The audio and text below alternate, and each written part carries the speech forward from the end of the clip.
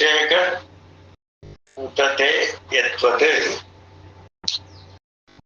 சாக்ரேனைவ பிந்துனா மனசோ நிகிரக தத்வது பவேத் அபரிகேததஹ. எப்படி இந்த மனதை சரிப்படுத்துவது என்பது மிக மிக கடினமானது. போன வாரம் பார்த்தோம். அர்ஜுனன் பகவான் கிட்ட சொல்றான், காற்றை கூட என்னுடைய கையினாலே கட்டுப்படுத்தி விடுவேன், ஆனால் இந்த மனதை கட்டுப்படுத்துவதுங்கிறது நடக்காது போது. நீங்க வாட்டில மனதை கட்டுப்படுத்துன்னு சொல்றீங்களே அப்படின்னு சொல்ற. காரணம் சஞ்சலாத்மிகா மனதினுடைய இயற்கை தன்மையே சஞ்சலமானது, ஒரு நிலையில் இருக்காதது, எப்பொழுதும் பிரயாணித்துக் கொண்டே இருக்கும். அதனால்தான் மனோவேகம் வாயு வேகத்தை விட சிறந்தது எதுனா, இந்த உலகத்திலே மிக பெரிய வேகம் உடையது எதுனா மனோவேகம் என்றுதான் சொல்லுவோம். இப்ப இந்த நிமிஷத்துல நினைச்ச உடனே சொர்க்கம் நினைச்சா சொர்க்கத்துக்கே போயிடலாம், கைலாசம் நினைச்சா கைலாசத்துக்கே போயிடலாம். அதே போல நிலவுன்னு நினைச்சா நிலவு உலகத்துக்கே போயிடலாம். இந்த மாதிரி மனோவேகம் உடையது, மன சஞ்சலாத்மிகா சஞ்சலம் தன்மையுடையது, எப்பொழுதும் விஷயங்களை நோக்கி பறந்து கொண்டே இருக்கக்கூடியது மனது. அந்த மனதை ஒருமுகப்படுத்தி சலனமில்லாமல் செய்வது என்பது மிக மிக கடினமானது. அதற்கு ஒரு அற்புதமான உதாரணம் இங்கே கொடுக்கிறார். எப்படி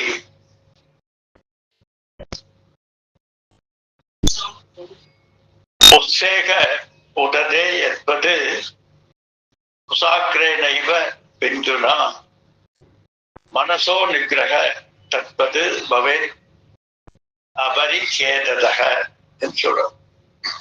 எப்படி ஒருவன் அந்த மிகப்பெரிய ஏரியில் இருக்கக்கூடிய நீரை தர்பப்புள்ளினாலே எடுத்து வற்றிவிடச் செய்யலாம் என்று நினைத்தால் அது எவ்வளவு கஷ்டமானதோ, எப்படிப்பட்ட நிலைப்பாடு உடையதோ அது போன்றது. மனசோ நிகிரக தத்வது, மனதை வழிப்படுத்துவது என்பது அவ்வளவு கடினமானது என்று ஒரு உதாரணத்திற்கு சொன்னார். அப்ப அப்படிப்பட்ட மனதை சரிப்படுத்த முடியவே முடியாதுன்னு அர்த்தமா அப்படின்னா இல்ல. உபாயேன நிகிரகினி யார், உபாயத்தினால ஒரு டெக்னிக்கலாக இந்த மனதை நாம் வழிப்படுத்திவிட முடியும். எப்படி பகவான் சொன்னாரோ, சனை சனைக்கு பரமே துத்யாகிரகிக்க என்று பகவத்கீதையில பகவான் சொன்னார். மெல்ல மெல்ல மெல்ல மெல்ல அந்த மனதை புத்தியினாலே விவேகத்தினாலே ஈர்த்து வழிப்படுத்திவிட முடியும் என்று சொல்றார். மனதை அடக்கிவிட முடியாது, மனதை வழிப்படுத்தி விட முடியும். மனதை வழிப்படுத்த நமக்கு சில உபாயங்கள் இந்த காரிகையில பகவான் மிக அற்புதமாக கொடுக்கிறார். எப்படிப்பட்டது என்று அந்த மனதினுடைய போக்கு எப்படிப்பட்டது, எதனால் இந்த மனது அலைபாகிறது என்று சொல்றார். விக்ஷிப்தம் காமபோக யோகோ சுப்ரசன்னம் லயே செய்வ யதா காம லயா ததா என்று சொல்றார். இதைத்தான் போன வாரம் மேலோட்டமாக பார்த்தோம். மனதினுடைய தன்மை அதிகாரத்துவத்தினுடைய தன்மையை பொறுத்து அமைகிறது. அதிகாரத்துவத்தினுடைய மெக்கானிசம் எவ்வளவு தூரம் வேலை செய்கிறதோ அவ்வளவு தூரம் மனம் லயமாக வாய்ப்பு இருக்கிறது. காரணம் விக்ஷிப்தம் காமயோ போகயோகோ, ஆசை மற்றும் மோகம் அனுபவம் என்கின்ற இரண்டினால் தோய்க்கப்பட்டது இந்த மனது. அதனால சாதன சதுஷ்டய சம்பத்தி மிக குறைவாக இருக்கின்ற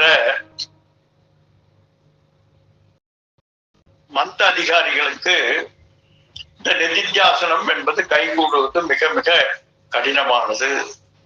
காரணம் என்ன என்று பார்த்தோம். நிதித்தியாசனம் என்பதே சிரவண மனனத்தினால் எழுந்த ஞானத்தினுடைய அடிப்படையை தக்க வைத்துக் கொள்வது அல்லது ஞானத்தை நிலை பெறச் செய்வது, ஞான நிஷ்டை பெறுவது என்பதுதான் இந்த நிதித்தியாசனத்தினுடைய பலனாக. அப்ப நிதித்தியாசனத்தினுடைய பலன் ஞான நிஷ்டை என்றால், ஞானம் இருந்தால் தான் அதை நிஷ்டை பண்ண முடியும். அதனால மந்த அதிகாரிகளுக்கு சிரவணம் என்பதே மிக கடினமான விஷயம். சொல்வதை புரிந்து கொள்வது என்பதே மிக கடினமாக இருக்கும். காரணம் அவர்களுக்கு பக்குவம் இல்லாத தன்மை, அந்த அதிகாரித்துவத்தினுடைய லேக்கிங் இருக்கிறதுனால இவர்களுக்கு பாடம் கேட்பதே பெரிய பாடாக, எதெடுத்தாலும் நெகட்டிவாக விபரீதமான அர்த்தங்களை கொடுக்கக்கூடியதாகவும், குருவிடம் வேதாந்த வாக்கியத்திடம் அதனுடைய தாற்பயத்திடம் எல்லாம் ஒரு நெகட்டிவ் தன்மை, ஒரு ஒரு ஒத்து போகாத தன்மை என்பது இவர்களுக்கெல்லாம் ஏற்படும். காரணம் பக்குவம் இல்லாதது. அதனால இவங்களுக்கு என்ன சொல்றாருன்னா, இவர்கள் கர்ம யோகத்தின் மூலமாக தன்னுடைய மனதை ஓரளவுக்கு சரிப்படுத்திக் கொண்டு அலைவாகின்ற தன்மையை, மெயினா அகங்காரத்தை ஓரளவு யார் ஒருவர் குறைத்துக் கொள்கிறாரோ அவர்கள் கர்ம யோகத்தினோடு கூடி சிரவணம் செய்தால் அவர்களுக்கு அடுத்த நிலைக்கு வருவதற்கு வாய்ப்பு இருக்கும். அதனால இவர்களுக்கு நிதித்தியாசனம் தற்போது அவசியம் இல்லை. சரி, மந்த அதிகாரிக்கு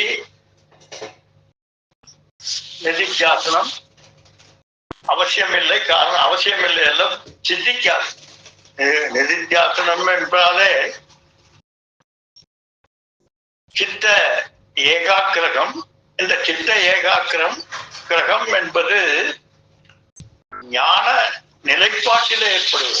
அதனால சிரவண மனனங்களை கடந்து யார் ஒருவர் தெளிவான ஞானம் பெற்றிருக்கிறாரோ அவருக்குத்தான் நிதித்தியாசனம் என்பது சித்திக்கும். அதனால அந்த அதிகாரிக்கு கிடையாது.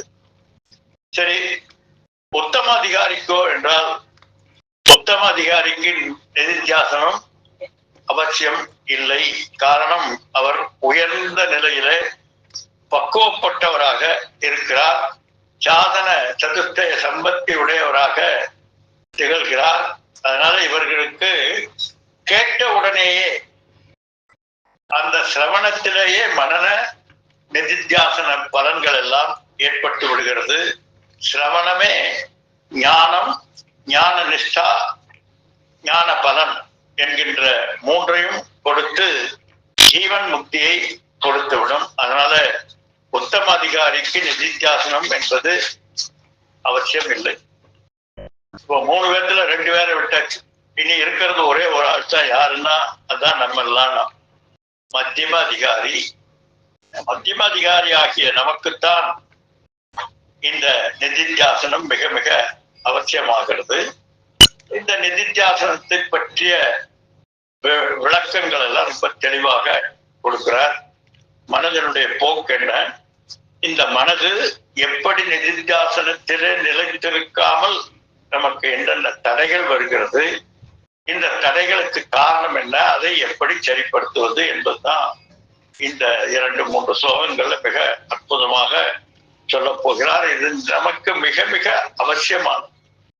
நம்முடைய நிலைப்பாட்டில் இருக்கக்கூடிய அத்தனை பேருக்கும் நம்மெல்லாம் மத்தியம அதிகாரிகளாக கேட்டது புரிகிறது.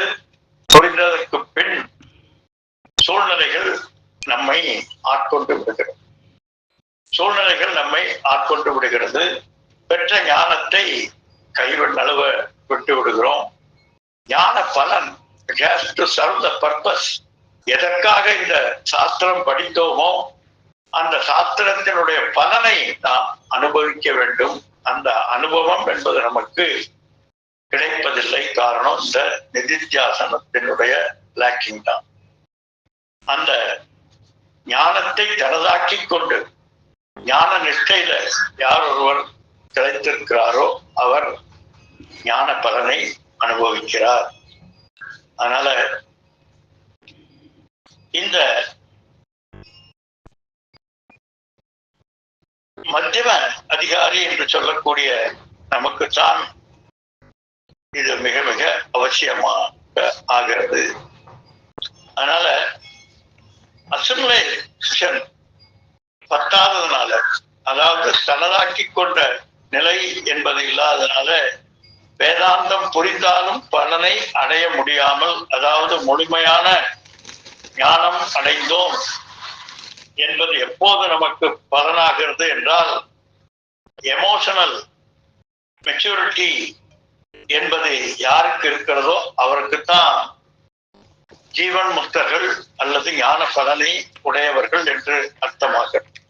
அதனால எல்லா சமயங்களிலும் சமமாக இருக்கக்கூடிய தன்மை என்பது அவர்களுக்குத்தான் வரும். இதைத்தான் ஜீவன் முக்தி பலன் என்கிறோம். இந்த பலன் இந்த மத்தியம அதிகாரி அடைய முடியாமல் தடுக்கிறது. காரணம் ஞான நிஷ்டையினுடைய லேக்கிங். அதனால எமோஷனல் மெச்சூரிட்டி இருக்காது. இவர்களுக்காகத்தான் இந்த நிதித்தியாசனம் சொல்லப்பட்டிருக்கிறது. அதுதான் அஷ்டவக்ர கீதையில பார்த்தோம். அஷ்டாவக்ர கீதையில நேரடியாக நிதித்தியாசனத்தை பற்றி மிக அற்புதமாக அஷ்டாவக்ரர் எடுத்து சொல்கிறார் ஜனகர். அதே போல நம்ம போன தடவை நம்ம ஆசிரமத்துல அத்வைத பஞ்சரத்னம் அப்படிங்கிற பகவான் சங்கரனுடைய அந்த பஞ்சரத்னங்கள் என்று சொல்லக்கூடிய 5 ஸ்லோகங்களில நிதித்தியாசனத்தை பரமாக கொண்டு உபதேசிக்கின்றார் என்று பார்த்தோம். அதனால இது போன்ற நிதித்தியாசன பர கிரந்தங்கள் நிறையாக இருக்கிறது. காரணம் அதனுடைய முக்கியத்துவத்தை பொறுத்து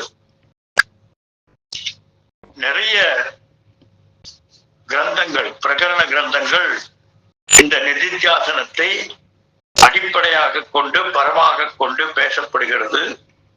அப்படி பார்க்கிற போது இந்த பிராதஸ்மராமி ஹிருதி சம்ஸ்புரத்தாத் ஆத்மதத்வம் சச்சித் சிவம் பரமகம் ஜகதிம் துரியம் யஸ்வப்ன ஜாகர சுசுப்தம் அவைதி நித்யம் தத் பிரம்ம நிஷ்கலமகம் நசபூத சங்கக போன்ற அற்புதமான ஸ்லோகங்கள் எல்லாம் இந்த நிதித்தியாசனத்திற்காக பரமாக கொண்டு சொல்லப்பட்டது. அதே போல சிதானந்த ரூபம் சிவோகம் சிவோகம் என்று சொல்லக்கூடியது.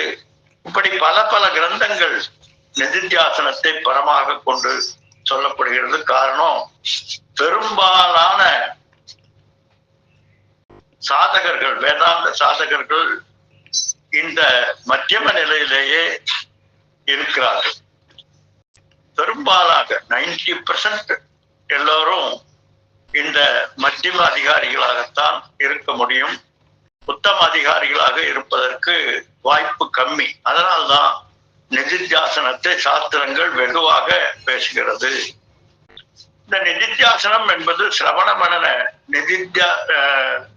சிரவண மனனத்தினுடைய அடிப்படையிலே தான் திளைத்திருக்கிறது அதனால சிரவண மனனம் இல்லாமல் நிதித்தியாசனம் என்பது கைகூடாது, செய்ய முடியாது. இப்படி நிதித்தியாசனம் என்பது முழுமையாக மனதை சார்ந்த விஷயமாக இருக்கிறது. இங்க இன்னொரு கிளாரிட்டி கொடுக்கிறார். இந்த நிதித்தியாசனத்தை தவறாக புரிந்து கொண்டு தியானத்தில் இருக்கக்கூடியவர்கள் அல்லது நிர்விகல்ப சமாதி என்று சொல்லக்கூடிய நிலையை நிதித்தியாசனம் என்று நினைத்துக் கொண்டிருப்பவர்கள் எல்லாம் நிறைய இருக்கிறார்கள். அதனால நிதித்தியாசனத்திற்கும் சமாதி யோகத்திற்கும், சமாதி யோகம் இரண்டு நிலையாக சொல்லப்படுகிறது. ஒன்று பதஞ்சலி மகரிஷியினுடைய அந்த யோகா தனத்திலே திளைக்கக்கூடிய சமாதி யோகம். இங்க சமாதி யோகம் என்பது நிதித்தியாசனத்திலே திளைத்திருக்கக்கூடிய தன்மையை கொண்டது. அதுதான் வேதாந்திக் மெடிடேஷன் அல்லது வேதாந்திக் நிதித்தியாசனம் சமாதி என்று சொல்றோம். வேதாந்திக் சமாதி என்று சொல்றோம். இந்த இரண்டுக்கு என்ன வித்தியாசம் என்றால், வேதாந்திக் சமாதி சாதனை என்பது மனதை சார்ந்தது. இந்த மனது டோட்டலி பக்குவப்பட்ட நிலையை உடையதாக இருக்கக்கூடியதாக இருந்தால் மட்டும்தான் இந்த சமாதி யோகம் என்பது சித்திக்கும். அதனால இதற்கு போஸ்டர்கள் தேவையில்லை, உடலினுடைய நிலைப்பாடுகள் தேவையில்லை. அதே போல உபாசனை என்று சொல்லக்கூடிய ஒரு தியான நிலை இருக்கிறது. அதுலயும் பெரும்பாலும் மனதினுடைய தன்மையை பொறுத்துத்தான் உபாசனை என்பது இருக்கிறதே தவிர அதற்கும் ஆசனங்களுக்கும் பெரும்பாலும் சம்பந்தம் இல்லை. ஆனால் சில உபாசனைகள் அந்த யோகா ஆசனத்தினோடு அடிப்படையாக கொண்டு சிலது இருக்கிறது. ஆனால் முற்றிலும் நிதித்தியாசனம் என்று சொல்லக்கூடிய வேதாந்த தியானத்திலே, சமாதியிலே, சமாதி யோகத்திலே உடலுக்கும் இந்த சாதனைக்கும் சம்பந்தமே இல்லை என்பதை இங்க மிக தெளிவாக சொல்கிறார். அதே போல பலனினுடைய நிலையில எடுத்துக்கொண்டாலும் நிர்விகல்பக சமாதி என்கின்ற அந்த சமாதியினுடைய பலன் என்ன என்று ஆராய்ந்து பார்த்தால் அதுல அந்தக்கரண சுத்தி ஏற்படுவதற்கு கூட மிக குறைவான வாய்ப்புத்தான் இருக்கிறது. அதே போல உபாசனையினுடைய பலன் என்று எடுத்துக்கொண்டால் பிரம்மாதி லோக பிராப்திகள் தான் அதனுடைய பலனாக இருக்கிறது. ஆனால் ஞான பலன், ஞான நிஷ்டை, ஞான சித்தி, ஜீவன் முக்தி என்கின்ற பலன் என்று பார்த்தால் அது நிதித்தியாசனம் என்று சொல்லக்கூடிய இந்த வேதாந்திக் மெடிடேஷன் என்று சொல்லக்கூடிய வேத அர்த்த ஸ்புரணம், அதுதான் இங்கே நம்முடைய மெடிடேஷனாக இருக்கிறது. அதனால இதை பொறுத்த அளவு இந்த கீழே பாரு, மேல பாரு, அதை பாரு, இதை பாரு, அப்படி உட்காரு, இப்படி உட்காரு என்பதெல்லாம் இல்லை. காரணம் இது முழுக்க முழுக்க விசாரத்தினுடைய தன்மையை கொண்டது, மனம் சம்பந்தப்பட்டது. அதனால ஆசனங்கள் அவசியம் இல்லை. அப்ப இதுக்கு என்ன அடிப்படையாக இருப்பது என்றால், திரும்ப திரும்ப கேட்பது, திரும்ப திரும்ப படிப்பது, அதே போல திரும்ப திரும்ப விவரித்து எழுதுவது, தெரிந்து கொண்ட விஷயத்தை விளக்கமாக எழுதுவது, திரும்ப திரும்ப சத்சங்கங்கள் செய்வது, ஷேரிங் நாலேஜ், ஒருவரோடு இதை பகிர்ந்து கொள்வது, அதே போல சம்வாதம் செய்வது. எப்படி கிருஷ்ண அர்ஜுன சம்வாதம் என்று சொல்லக்கூடிய இன்டலெக்சுவல் ஹானஸ்டி உடைய விவாதங்கள் தொடரலாம். அதெல்லாம் விட திரும்ப திரும்ப பாடம் நடத்துவது என்பதுதான் மிகச்சிறந்த ஒரு உபாயமாக இங்கே சொல்லப்படுகிறது நிதித்தியாசனத்திற்கு, நிதித்தியாசனம் நிலை பெறுவதற்கு. அதனால இவற்றில் ஏதாவது ஒன்று தொடர்ச்சியாக செய்வது, எதற்கென்றால் சாஸ்திரத்திலேயே மனதை லயமாக செய்வது, மூழ்கி இருக்க செய்வது. எப்படி ரசகுல்லாவானது அந்த ரசத்திலே மூழ்கி தானும் அதுவாக ஆகி உள் வெளியேற்று அனைத்தும் அந்த ரசத்தினாலே வியாபித்திருக்கிறதோ, அந்த இனிப்பினுடைய தன்மை வியாபித்திருக்கிறதோ, அதுபோல நம்முடைய மனம் முழுவதும் அந்த நிதித்தியாசன விஷயத்திலே வியாபித்திருக்க வேண்டும். அதுதான். அப்போ நிறைய பேர் இது தப்பா நினைச்சுக்கிறாங்க. அப்படின்னா ஸ்டக் ஆயிருமேனா, எப்பவுமே பிரம்மன் பிரம்மன் பிரம்மன் அப்படின்னு இருக்க முடியுமா, அல்லது மனது முழுவதும் எப்படி இருக்கும் என்ன என்றால் இல்லை. இங்க விசாரம் என்பதுதான் முக்கியம். அதனால இங்க புரிந்து கொள்ள வேண்டியது என்பது சூழ்நிலைகளினால் நம்முடைய மனதில் ஏற்படக்கூடிய இன்ட்ராக்ஷன், இந்த தொடர்புகள் அத்தனையினுடைய உண்மை தன்மையை புரிந்து கொள்வது. எப்படி குழந்தையோடு விளையாடுகின்ற தகப்பன் தனக்கு அத்துணையும் தெரிந்திருந்தாலும் தெரியாதது போல அந்த சூழ்நிலையில அந்த குழந்தையினுடைய தன்மையை, அந்த குழந்தையினுடைய மனதினுடைய தன்மையை அனுசரித்து விளையாடுகிறாரோ, அதுபோல இந்த நிதித்தியாசனத்தினாலே நிலை பெற்று யார் ஒருவர் இந்த ஞானத்தை தனதாக்கி கொண்டாரோ அவர்கள் ஒரு கேளதி மமகிருதையே என்று சொன்னது போல விளையாட்டாக ஒவ்வொரு சூழ்நிலையும், ஒவ்வொரு தன்மையும், ஒவ்வொரு மனதின் போக்கையும், நம்முடைய ரியாக்ஷன் அத்தனையும் விளையாட்டாக ஏற்றுக்கொள்வார்கள். அங்க ஒரு அவேர்னஸ் என்பது இருந்து கொண்டிருக்கும். இப்படி அந்த ரசகுல்லாவானது எப்படி தன்மயமாகி இருக்கிறதோ அதுபோல ஆகி இருக்க வேண்டும் நம்முடைய மனது. ஈவன் மனதின் போன 2-3 வாரத்துக்கு முன்னால் பார்த்தோம், மனதை கூட நாம் புரிந்து கொள்ள வேண்டும். அதுவும் ஜடமானது, அதுவும் ஆத்மஸ்வரூபம் அல்ல, அதனுடைய போக்கும் பிரகிருதியினுடைய போக்கு என்று அதை கூட விளையாட்டாக எடுத்து கொள்ள வேண்டும். அதற்காகத்தான் இந்த நிதித்தியாசனம். இந்த நிதித்தியாசனத்தினுடைய தன்மையைத்தான் தத் சிந்தனம் தத் கதனம் அந்யோன்யம் ந பிரபோதனம் என்று சொல்வார்கள். நான் அடிக்கடி சொல்வது வேறு விதமாக, தது அந்யத் ந பிரபோதனம், ரெண்டும் ஒரே அர்த்தம் தான். தது அந்யத் ந பிரபோதனம், என்னுடைய மனதிலே எழுகின்ற ஒவ்வொரு எண்ணத்தினுடைய தன்மையும் அதனுடைய சாயலாக, பரபிரம்மத்தினுடைய சாயலாக இருப்பதை நாம் புரிந்து கொள்ள வேண்டும் என்பதுதான். அதனால ஏததே பரத்வம் ச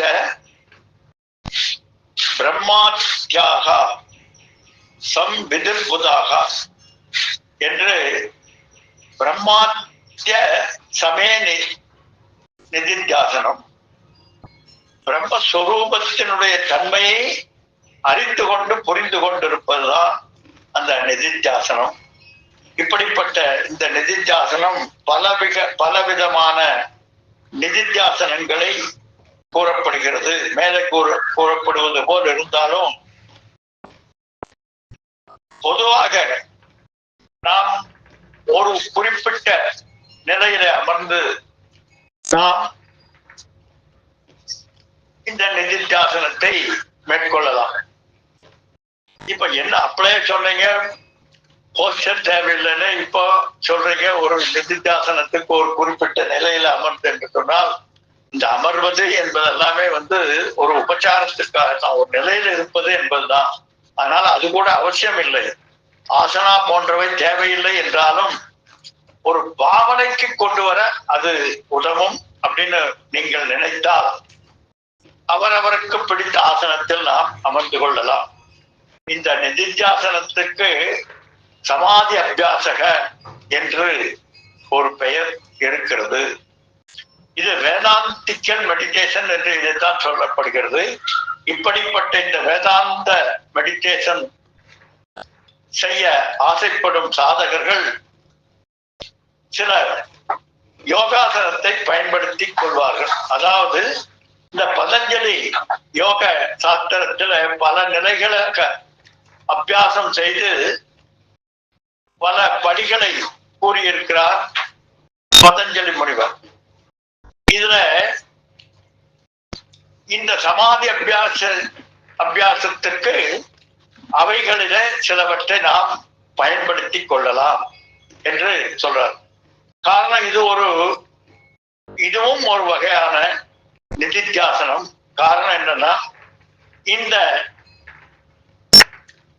சாதகர்கள், இந்த குறிப்பிட்ட சாதகர்கள் இந்த பதஞ்சலி யோக சூத்திரத்தில நிலை பெற்று அதுல ஓரியன்டேஷன் ஆகி அதுல ஒரு யோக வாசனா என்கின்ற தன்மையை உடையவர்கள். அதாவது அவங்களுக்கு அப்படி இருந்தா தான் மனதுக்கு நிம்மதி.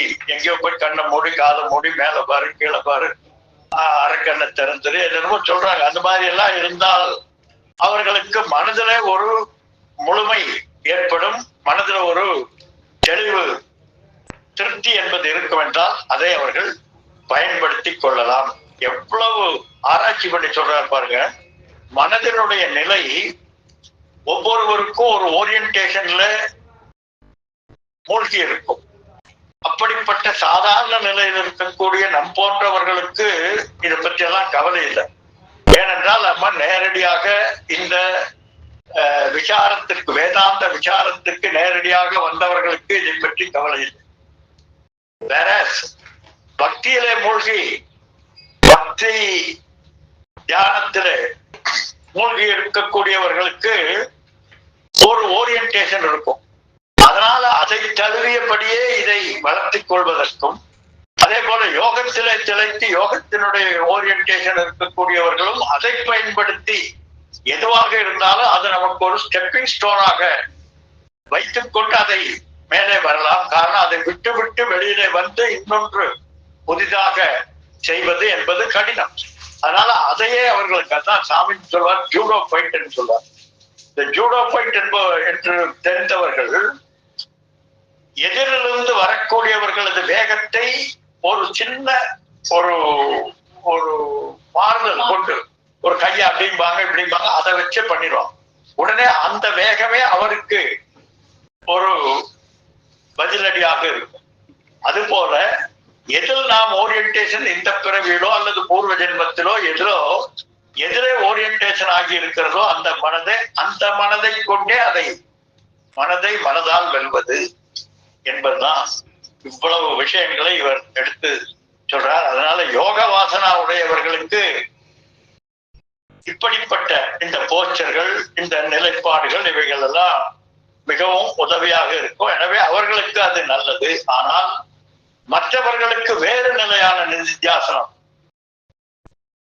ஏற்படுத்திக் கொள்ளலாம். அதுபோல மேற்கூறிய அஷ்டாங்க யோகத்திலே மனதை ஒடுக்குவது பிரதானமாக கொண்டது அல்ல.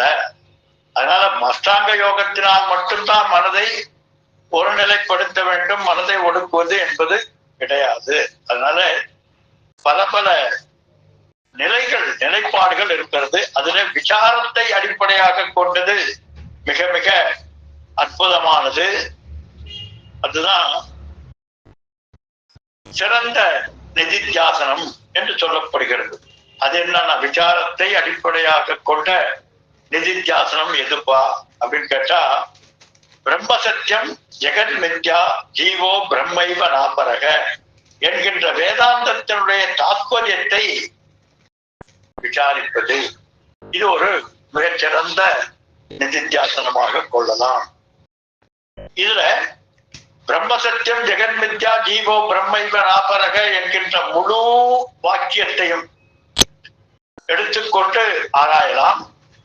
அல்லது பிரம்ம சத்தியம் என்கின்ற பிரம்ம பரத்தை மட்டும் எடுத்து பிரம்மன் என்றால் என்ன, பிரம்மனுடைய நிலைப்பாடு என்ன, அது பிரகத்வாதிதி பிரம்ம என்கின்ற ஆராய்ச்சிகளிலே பிரம்மத்துவத்தை எடுத்துக்கொண்டு நிதித்தியாசனம் செய்யலாம், விசாரம் செய்யலாம். ஜெகன் மித்யா என்கின்ற இந்த ஒரு வார்த்தையை மட்டும் எடுத்துக்கொண்டு திருஷ்ய விவேகமாக அதை ஆராய்ந்து பார்க்கலாம். பிரம்ம சத்தியம் ஜெகத் மித்யா ஜீவோ பிரம்மைவ நாபரக என்கின்ற இந்த வார்த்தையை எடுத்துக்கொண்டு ஜீவன் என்றால் என்ன, எப்படி பிரம்மன் என்றால் என்ன என்று பார்த்தோமோ அதுபோல ஜீவன் என்றால் என்ன, இந்த ஜீவன் தன்மையினுடைய நிலைப்பாடு என்ன, எதை ஆதாரமாக கொண்டது, ஜீவத்துவம் என்பது என்ன, எதை அடிப்படையாக கொண்டு ஜீவத்துவம் வருகிறது, ஜீவனுக்கும் ஜீவத்துவத்திற்கும் இருக்கக்கூடிய வித்தியாசம் என்ன போன்றவற்றை எல்லாம் ஆராய்ந்து பார்ப்பது அது ஒரு அற்புதமான மெடிடேஷன். அப்படி பிரம்ம பரமாக நிதித்தியாசனம் செய்வது, ஜெகத் பரமாக ஜெகத் மித்யாபரமாக நிதித்தியாசனம் செய்வது, அல்லது ஜீவ பரமாக நிதித்தியாசனம் செய்வது, அல்லது இந்த மூன்றினுடைய ஜீவ ஜெகத்தீஸ்வரன் என்கின்ற மூன்றும் ஒரு வஸ்து என்கின்ற மகா வாக்கியத்தினுடைய விசாரத்தை செய்யலாம். இப்படி பல பல நிலைப்பாடுகளை கொண்டதாக இருக்கிறது. அதனால இந்த வாக்கியத்தில் தியானிக்கலாம். அந்த எல்லை கடந்த பிரம்மன் இந்த உடல் மனம் புத்தி இவைகளுடைய தொகுப்பு இங்கு அத்துணையமாக எது பிரகாசிக்கின்றதோ அது சத்தென்கின்ற தன்மை. இந்த அத்தனையிலும் என்று எது எது எது இருக்கிறது இருக்கிறது இருக்கிறது என்று இருக்கிறதோ அந்த இருப்புத்தன்மை பரபிரம்மஸ்வரூபம் என்று மெடிடேஷன் செய்யலாம். அல்லது இந்த இருப்புத்தன்மையை அறிய வைக்கக்கூடிய சித் பிரகாசமாக இருக்கக்கூடியது நம்ம முதல்ல பார்த்திருக்கோம். இந்த அர்த்த தன்மையுடையவை பதார்த்தங்கள் இவைகளை எல்லாம் சத்ரூப தியானத்திற்கும் இந்த பதார்த்தத்தினுடைய அர்த்தங்களை சித்ரூப தியானமாகவும் செய்யலாம்.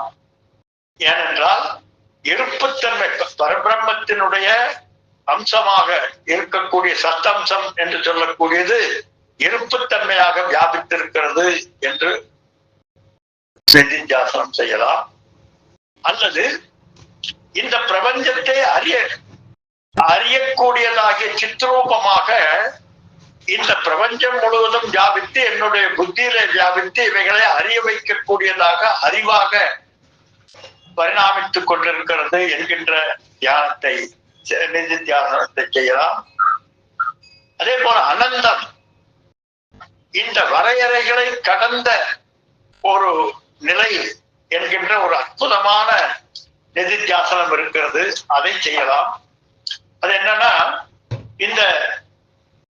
இந்த பிரபஞ்சம் முழுவதும் எப்படி ஆகாசத்திலே வியாபித்திருக்கிறதோ அது போல சித்வெளியாக என்னுடைய இந்த சைத்தன்ய ஸ்வரூபத்திலே இந்த பிரபஞ்சங்கள் அத்துணையும் வியாபித்திருக்கிறது என்று தியானிக்கலாம். போதம் பிரதிபோத விதிதம் மதம் எங்கெல்லாம் என்னுடைய விருஷ்டி வியாபகமாகிறதோ அங்கெல்லாம் என்னால் அறியப்படுகிறது. சச்சித் என்கின்ற தன்மையானது இந்த ஆகாசத்திலே எப்படி அகிலாண்ட பிரம்மாண்டங்கள் எல்லாம் வியாபித்திருக்கிறதோ அதுபோல இந்த பிரபஞ்சம் முழுவதும் என்னுடைய சித்வெளியிலே என்னுடைய சைத்தன்ய ஸ்வரூபத்தினுடைய வெளிப்பாட்டில தமேவ பாந்தம் அனுபாதி சர்வம் என்று அத்துணையும் எனக்குள் வியாபித்திருக்கிறது, என்னுடைய வியாபகம் தான் அத்துணையமாக இருக்கிறது என்று அத்தியாரோப அபவாத தன்மையிலே நிதித்தியாசனம் செய்யலாம். என்னில் அத்துணையிலும் நான் என்று அற்புதமான இது போன்ற நிதித்தியாசனங்கள் சைத்தன்ய ரூபமாக எண்ணமாக எண்ணமற்ற நிலையாக எல்லாவற்றையும் பிரதிபலிக்கும் சைத்தன்யமாக இருக்கிறது. அதுவே இருப்புத்தன்மை என்கின்ற சத்ரூப தியானமாக பரமாத்ம தியானமாக சித்ரூப தியானமாக ஜீவாத்ம தியானமாக பரமாத்ம தியானமாக அனைத்துமாக இந்த விசாரத்தை மேற்கொள்ளலாம். இதத்தான் வேதாந்திக் மெடிடேஷன் வேதாந்த தியானம் வேதாந்தத்தினுடைய வேதாந்த பரமான தியானம் என்று சொல்லப்படுகிறது. இதுல ஏதாவது ஒன்றை நீ தேர்ந்தெடுத்து தியானிக்கலாம்.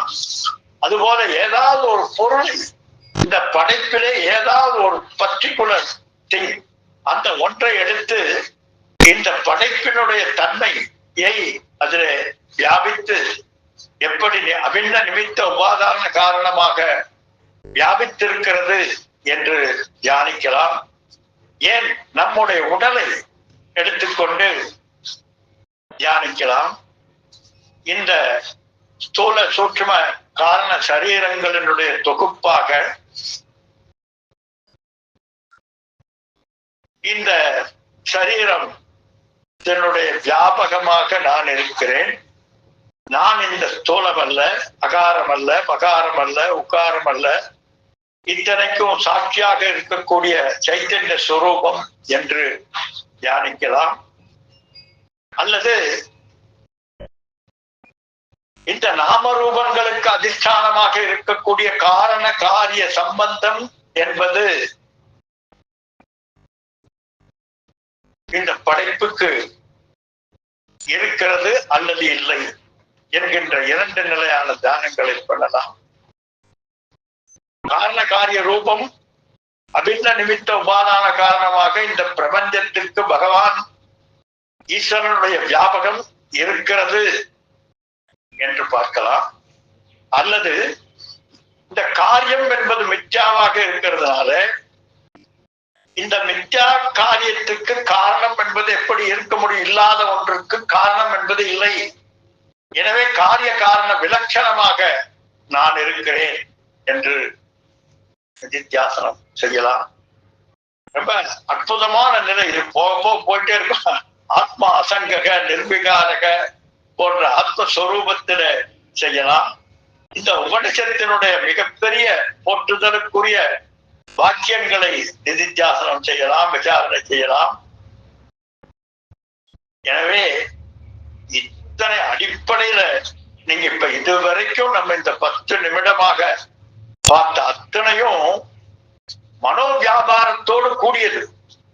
பாருங்க, நீங்க பரபிரம்மத்தினுடைய சொரூப தியானமாக இருந்தாலும் சரி, அல்லது பரபிரம்மத்தினுடைய வியாபகமாக ஈஸ்வர நியதியினுடைய தியானமாக விசாரமாக இருந்தாலும் சரி, அல்லது சச்சிதானந்தத்தினுடைய வியாபகமாக இருந்தாலும் சரி, அல்லது பிரம்ம சத்தியம் ஜெகத் நித்யா ஜீவோ பிரம்மைவ நாபரக என்கின்ற இந்த நிதித்தியாசனமாக இருந்தாலும் சரி, இதெல்லாம் மனம் சம்பந்தப்பட்டது. மனதினுடைய விசாரத்திலே ஏற்படக்கூடிய தெளிவு, இந்த மனதினுடைய விசாரத்திலே ஏற்படக்கூடிய தெளிவுதான் நம்மை பிரம்ம நிஷ்டர்களாக ஆக்கக்கூடிய யோகிதை உடையது. இதைத்தான் அஷ்டாங்க யோகத்திலே தாரணை என்று சொல்கிறார்கள். இந்த தாரணை என்பதை யார் ஒருவர் வாசனையாக கொண்டிருக்கிறாரோ, அஷ்டாங்க யோகத்திலே வாசனையாக கொண்டிருக்கிறாரோ, அவர்கள் இந்த தாரணை என்கின்ற தற்சிந்தனம், தற்கதனம், ததன்யத்த பிரபோதனம் என்கின்ற தன்மையை எடுத்துக்கொண்டு அதிலேயே நிலைத்திருக்கின்ற தன்மையை தியானம் செய்வது அல்லது விசாரம் செய்வது. அதனால இதற்கு முதலில் இந்த விசாரணை என்பது எடுத்துடனே சித்திக்குமா என்றால் மிக மிக கடினம். காரணம், மனது நம்ம முன்னால பார்த்தது போல பல பல நிலைப்பாடுகளை கொண்டது. அதுக்கு பின்னால ரொம்ப அழகாக சொல்றார். மனதினுடைய அந்த தன்மை எப்படிப்பட்டது என்று இந்த டிஸ்டர்பன்ஸ் நம்முடைய இந்த நிதித்தியாசனத்துக்கு டிஸ்டர்பன்ஸாக 4 விதமான விஷயங்கள் இருக்கிறது என்று பின்னால சொல்ல போறார். அதான் லயம், விக்ஷேபம், கஷாயம், ரசவாதம் என்கின்ற 4 விதமான ஓரியன்டேஷன் நமக்கு இருக்கிறது.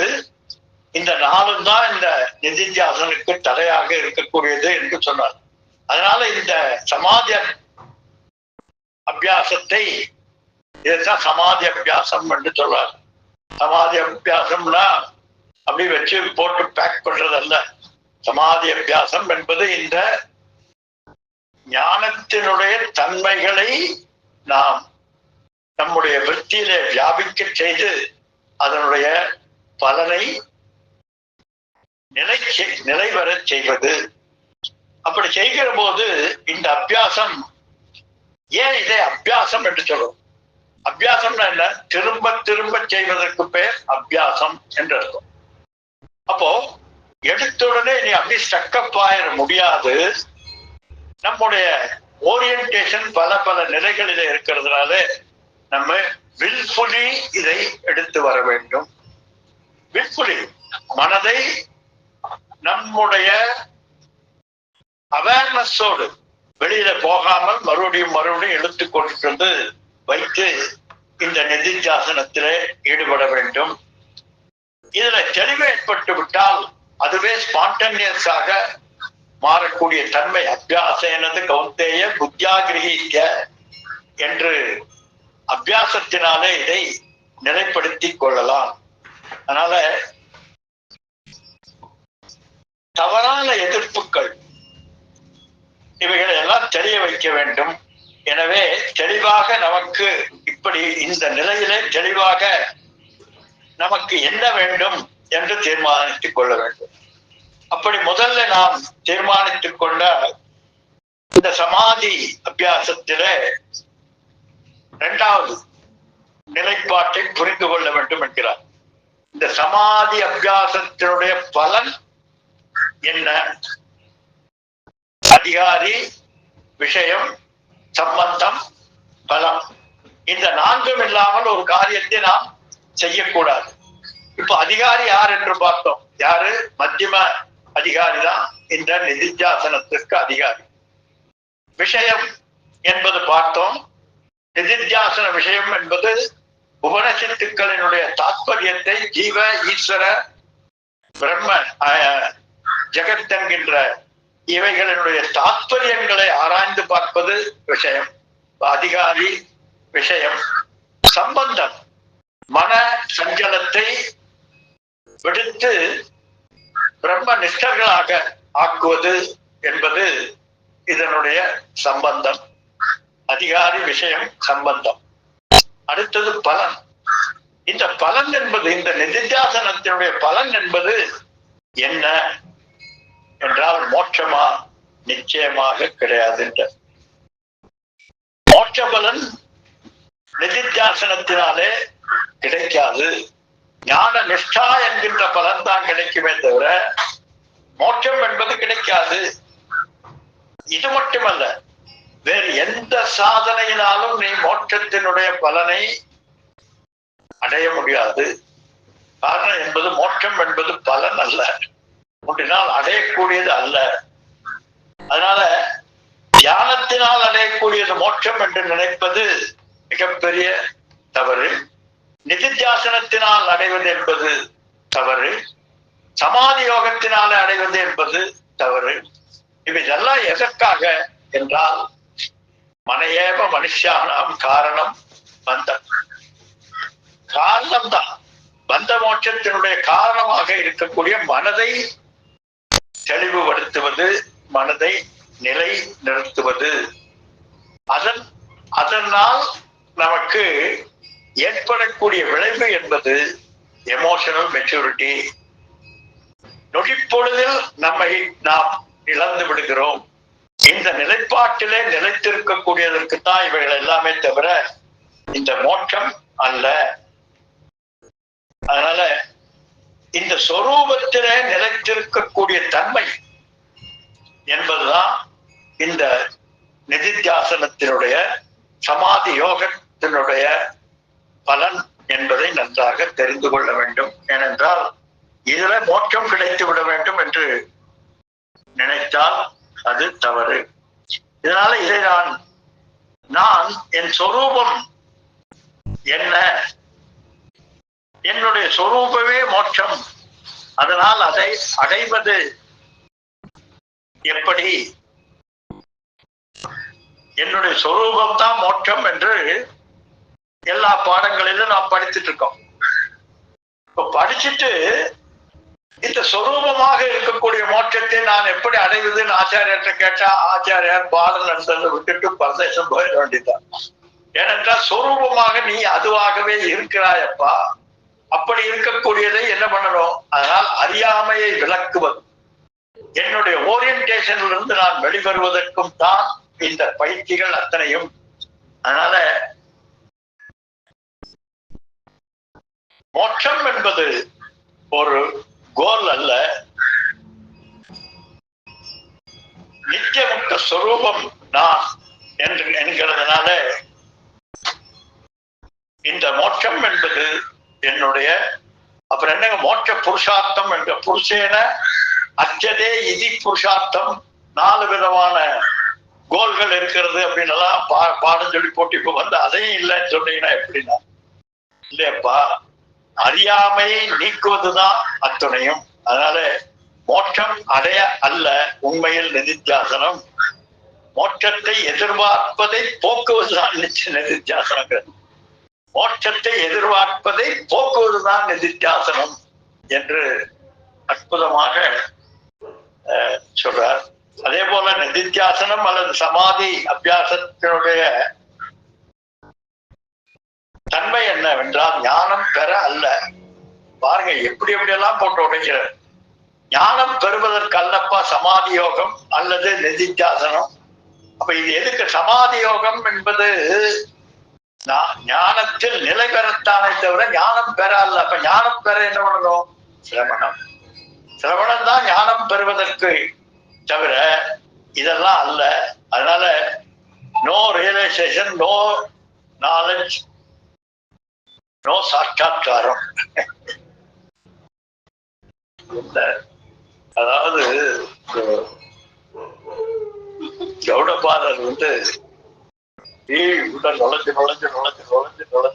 போகும்போது பாக்குறதுக்கு பேரானந்தமாக இருக்கு. அதனால இதெல்லாமே வந்து என்னுடைய ஓரியன்டேஷனை போக்கிக் கொள்வதற்காகத்தான் என்கிறார். அதற்கு அடுத்தது ரொம்ப பிரமாதமா இருக்கும். நம்முடைய இந்த நிதித்தியாசனத்தில நமக்கு ஏற்படக்கூடிய தடைகள் என்ன, அந்த தடைகள் போவதற்கு நாம் என்ன வழிமுறைகளை கடைபிடிக்க வேண்டும் என்பது பற்றியெல்லாம் மகாராஜ் சொல்றார். அதனால பிரமாணம், இந்த ஞானத்தினுடைய பிரமாணம் சிரவணம். சத்த பிரமாணத்தினுடைய தன்மையினாலே சிரவணம் செய்து ஞானத்தை பெறுவது என்பதுதான் இதனுடைய தன்மை. அதை நிலைபெறச் செய்வதற்குத்தான் மற்ற அபியாசங்கள் எல்லாம்.